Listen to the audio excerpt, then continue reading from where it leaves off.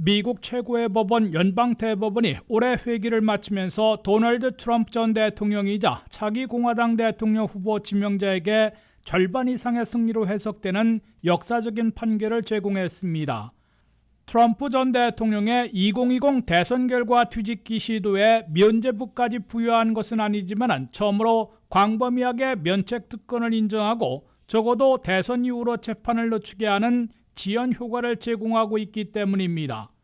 연방 대법원은 보수와 진보로 엇갈린 6대3의 결정으로 트럼프 전 대통령이 2020 대선 결과 뒤집기 시도와 관련해 당시 현직에 있었기 때문에 면책 특권이 있다는 주장에 사실상 절반 이상의 승리를 안겨줬습니다. 다수 의견서를 쓴 존 로버츠 연방대법원장은 트럼프 전 대통령의 오피셜한 행동에 대해서는 분명하게 면책 특권이 있으나 non-official, 비공식 행동에 대해서는 면책 특권이 없다고 판결했습니다.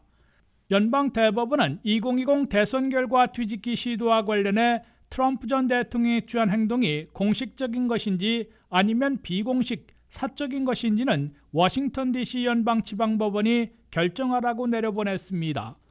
도널드 트럼프 전 대통령은 즉각 연방대법원의 판결에 헌법과 민주주의를 위한 빅윈, 큰 승리라고 치하하고 자축했습니다.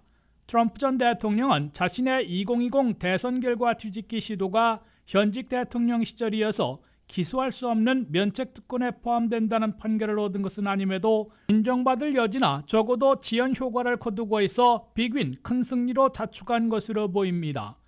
연방대법원 판결에 따라 워싱턴 DC 연방지방법원의 타냐 추특한 판사는 트럼프 전 대통령의 행동 가운데 사적이고 비공식적인 부분에 대해서는 면책 특권에 해당되지 않는다고 결정하고 특별검사가 기소한 사건에 대해 재판을 진행할 수 있게 됐습니다. 트럼프 전 대통령이 자신이 패배한 2020 대선 결과를 뒤집기 위해 텍사스나 플로리다, 조지아 등의 공화당 소속 주관리들과 마이크 펜스 당시 부통령에게 압박을 넣은 행동이 현직 대통령으로서 오피셜한 행동이라기보다는 non-official, 사적으로 간주돼 면책 특권을 받지 못할 가능성이 더 높아 보입니다. 그러나 반트럼프 성향이 강한 워싱턴 DC 연방지법에서 면책 특권에 해당한데 재판을 진행하려 해도 11월 5일 대선 이후에나 가능해질 것으로 보여 트럼프 측의 지연 전략은 성공한 것으로 간주되고 있습니다.